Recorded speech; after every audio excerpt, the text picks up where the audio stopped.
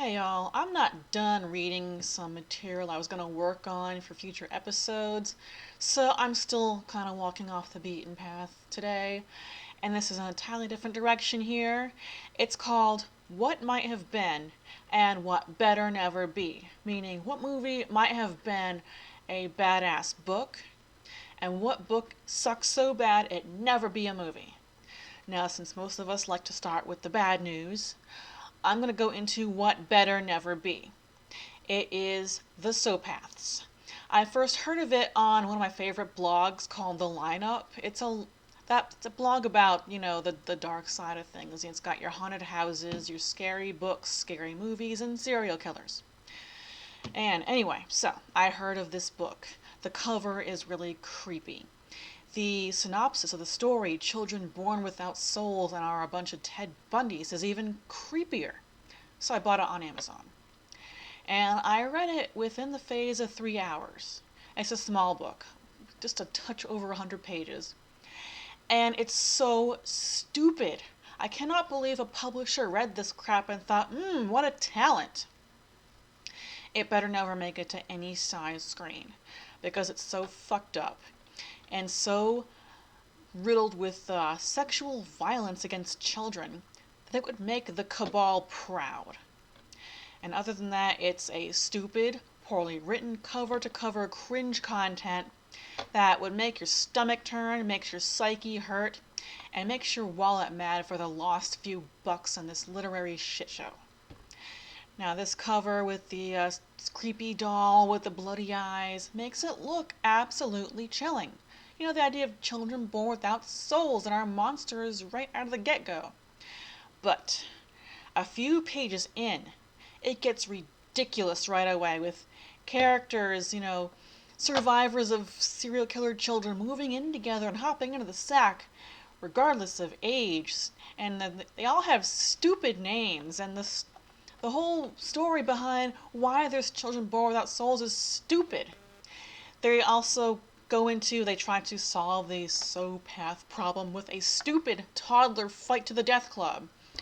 At the end of it all is a stupid villain and a stupid conclusion that the reason there are so many children born without souls is because of a cave mold that makes people horny.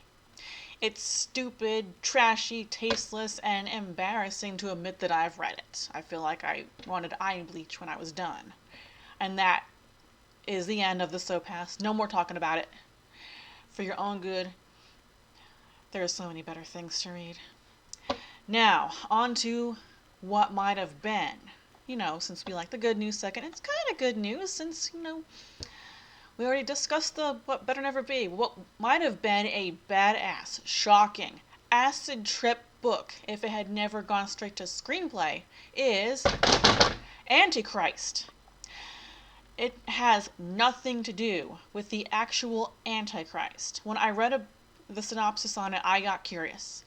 And it was just my sense of morbid, dark curiosity that got me to rent it and watch it. And basically, nothing to do with the actual Antichrist, the son of the devil or whatnot, and everything to do with Mr. and Mrs. Hobgoblin being too busy bumping uglies to keep their toddler son away from a window that they left open in the dead of winter. And how their attempt to deal with their grief out in the woods made things even worse. And how at the end of it all, Mrs. Hobgoblin was slowly going insane and taking it out on their son long before she let him fall out the window. Now, since novels go into the mind of their characters in a way that the camera can't, this is why Antichrist would have been a badass book without being disgusting like the Sopaths. There's all kinds of just mind-trippy, how dark is the world out there kind of content. All right, and I'll let you guys make up your minds about this book and this movie. I'm not going to say either way if I recommend it or not. They're both not for the faint of heart. That's all I gotta say.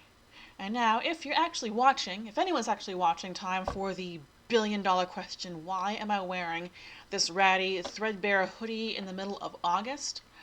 Well, drum roll please. I am sporting the Pixie Faux Hawk. Alright. Thank you for watching. I hope you like my hair. I feel quite free without most of it. And hopefully I'll finish reading Relic soon enough to do it next weekend. Until then, peace out.